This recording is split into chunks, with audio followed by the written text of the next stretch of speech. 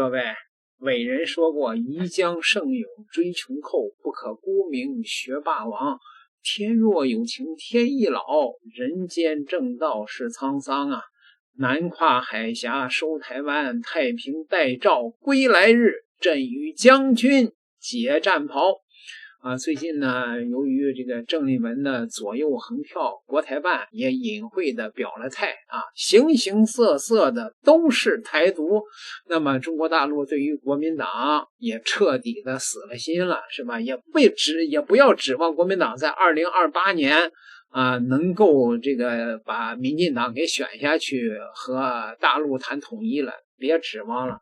所以我个人认为武统台湾的时机现在基本上成熟了，而且今天传来的消息就更加证实了我的这个看法。美国总统川普明确的表示，台湾问题美国不插手那么中国的国师级别的人物狄东升也说了，美国其实是心里边非常害怕插手台湾问题的。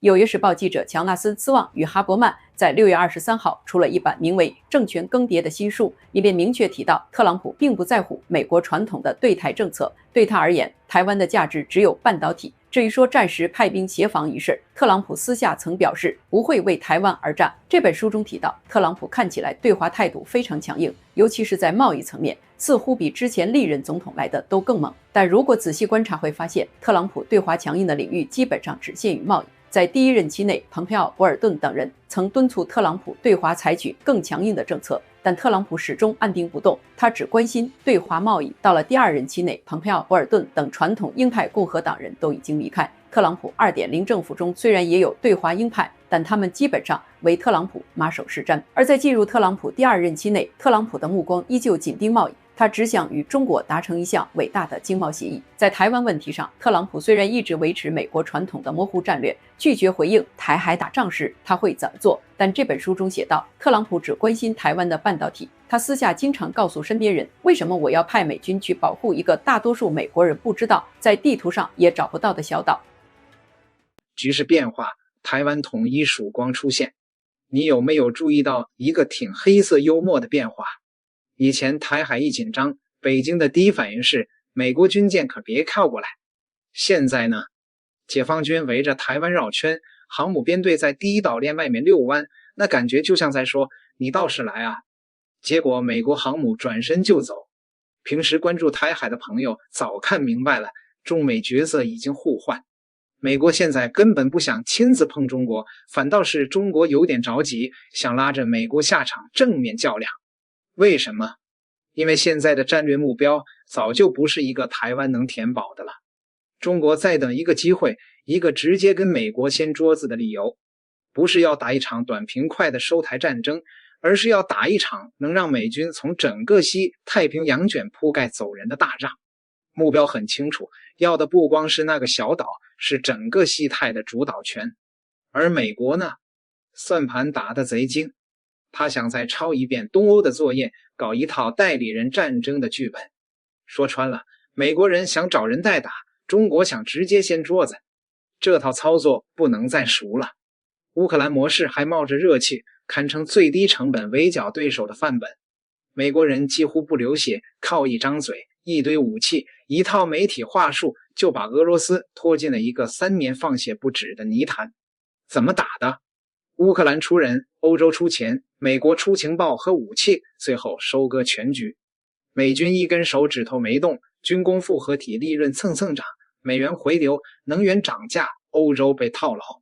这桌大席吃得太顺口了，顺到他忍不住想在东亚再复制粘贴一次，最好能再找个小弟替他跟中国干一架，打一场东亚版的乌克兰战争。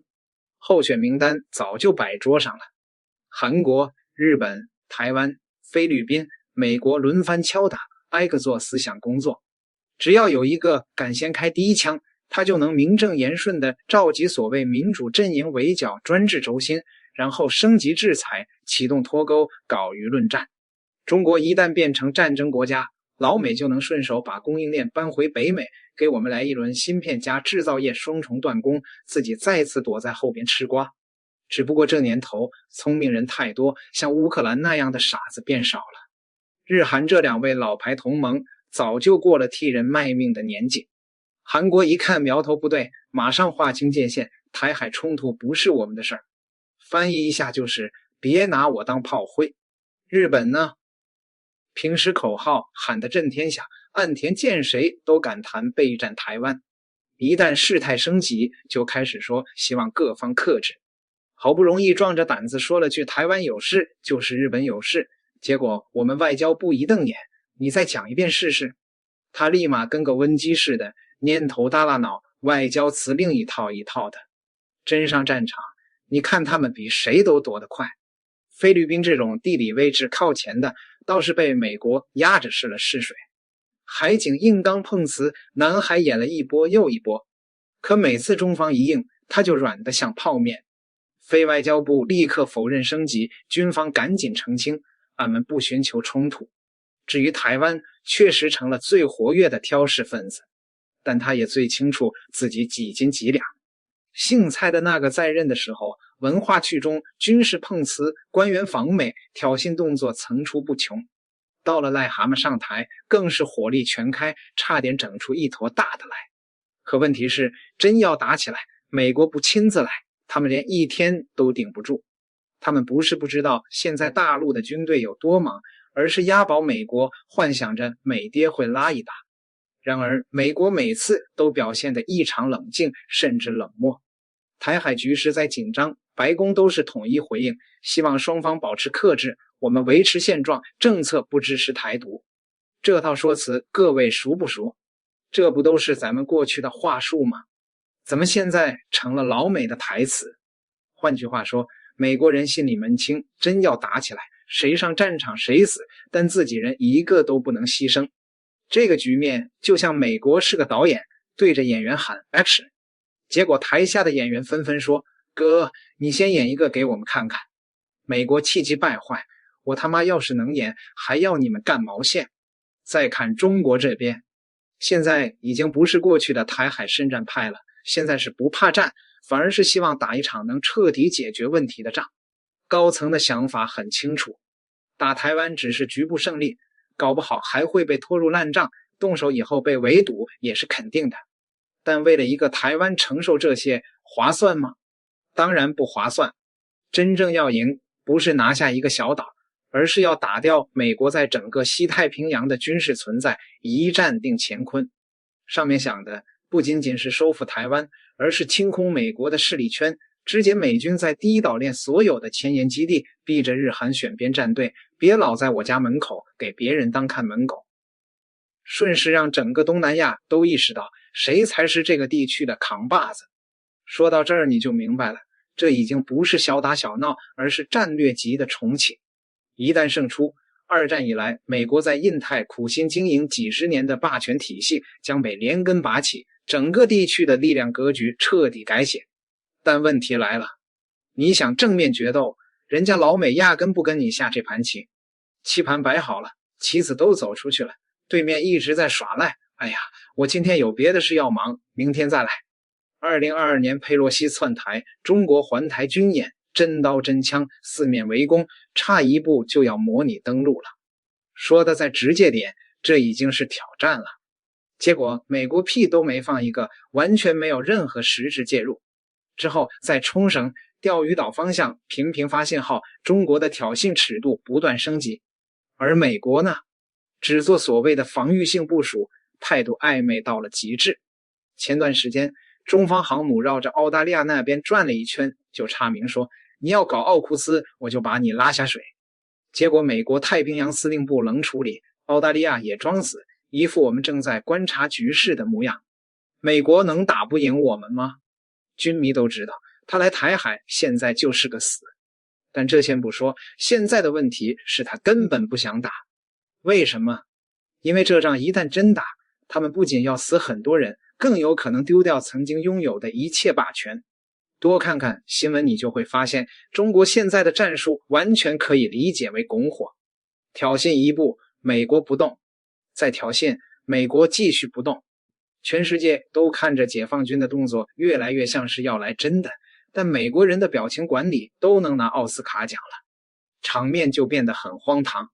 中国的表情是你瞧，我又在台海嘚瑟了，美国则是我爱好和平，我很克制，一来一回卡成了一个死局。中国想逼美国下场，美国死活不接招，中国在台海加码，美国继续打太极，你越急他越稳，你越硬他越滑，你越想掀桌子他越往桌子底下躲，到现在已经成了拳头打空气。中方的困境在于小打会换来制裁不划算，大打呢美国又不上钩，但不管怎么样，汽油和干柴堆久了总会有火星落地，谁第一个抽风谁第一个着火，全世界都等着呢。美方已经明白了，如果跟中国发生战争，他们不但赢不了，而且会严重威胁、严重摧毁他的全球霸权。实际上，这个全世界最早认知到这一点的，恰恰是美国人自己。他们通过模拟呢，发现根本打不赢。有感觉到中美关系啊，在有了这么一个新的概念之后，双方的互相的尊重度啊，比以前进一步上升啊，尤其是美方对我们的尊重。我感觉到美国对中国的尊重度是持续上升的啊，尤其是经历了去年的关税战斗争之后，是吧？相互制裁，他打不赢你，他对你的尊重就上升了。但实际上，中国还没有真正发起对美方的主动进攻，我们还没有，我们只是在反抗而已啊。那在去年的关税战、制裁战中间啊，中方的反抗力度呢，终于大了一些，是吧？把他们打疼了，让他们知道了这个实力对比啊。所以呢，现在我们获得了特殊的尊重。美方已经明白了，如果跟中国发生战争，他们不但赢不了，而且会严重威胁、严重摧毁他的全球霸权。实际上，这个全世界最早认知到这一点的，恰恰是美国人自己。他们通过模拟呢，发现根本打不赢，尤其是啊，围绕这个就在这个中国周边这个区域啊，他完全没有胜的机会。但以前的美国的政要啊，美国经济啊，都嘴硬啊，都说啊，我们通过模拟发现，中美之间如果开战啊，这个我方会付出巨大代价，但最后啊，在我们的盟友的协助之下，我们惨胜啊。以前的这个统一口径是这样。直到本届特朗普政府啊第二次执政，他用的全是什么红而不专的人，是吧？比如说国防部长，其实就是个央视7频道军事栏目主持人，是吧？所以这哥们儿比较实诚啊，他上节目的时候他直接说了啊，我看了我们所有的这个内部的报告啊，以前历次模拟，最近几年的几次模拟，我方全部战败啊，为什么呢？因为中国的导弹啊，可以在20分钟之内摧毁我们在西太平洋北部地区所有的军事资产。这是他这个去年刚刚被任命的时候上节目说的。当时大家还觉得这个是不是战略忽悠啊？但是这次看到了美国在伊朗这打完之后，就明白了，连伊朗都可以做到这一点，是吧？更不用讲中国了。所以呢，就是说，无论在拜登政府时期还是特朗普政府时期，就特朗普第二任期啊，过去这个5、6年，你能发现美国的战略圈它都非常明确的要求避免，无论如何避免跟中国直接开战。所以在这个背景之下，他们提出来战略稳定啊，就如同拜登政府提出要加装中美关系竞争的时候要加装 guardrail， 是吧？叫加装护栏，对，是不是这一个意思啊？对，就是你我得稳定下来，有话好好说，别动手，是吧？为什么？他打不过你，他才谈这个问题。那我呢，可能是在中文这个舆论场上啊，最早提出来，中国反超美国的国力啊，最先反超的可能是军事，这个太精彩了。那现在这一点，大家越来越多的人取得这样一个认知哈。我猜想这个过程应该是美方先提战略稳定，那么中方呢还是觉得战略稳定这个好像太消极了点，所以中方要求加上一个 constructive 建设性的战略稳定关系啊，所以整个这个基调啊就暖色调一些了，是吧？建设性战略稳定色调就暖一些了，但是呢，你会看到这一次美国人回去之后，在他们的英文版的这个通报上又加了一个界定，说 on the basis of fairness and reciprocity 啊，在这个公平和互惠啊，这互惠是往积极的翻译啊，公平和这个对等的条件上的基础上的建设性战略稳定关系，是吧？现在中美关系就变成了这么样一个前面不断加前置定语的这么一个概念。我感觉到中美关系在有了这么一个新的概念之后，双方的互相的尊重度比以前进一步上升尤其是美方对我们的尊重，因为原本我们对美方还都挺尊重的但是呢，这么多年跟美国人打交道04年我博士毕业的时候那时候就开始跟美方打交道，但是到现在中间最密集的大概有个10来年我感觉到美国对中国的尊重度是持续上升的尤其是经历了去年的关税战斗争之后，是吧？相互制裁，他打不赢你，他对你的尊重就上升了。但实际上，中国还没有真正发起对美方的主动进攻，我们还没有，我们只是在反抗而已那在去年的关税战、制裁战中间中方的反抗力度呢，终于大了一些，是吧？把他们打疼了，让他们知道了这个实力对比所以呢，现在我们获得了特殊的尊重。综上所述，一切解决台湾问题的内外的环境基本上都具备了。那中国大陆还等吗？再等，黄花菜都凉了吧？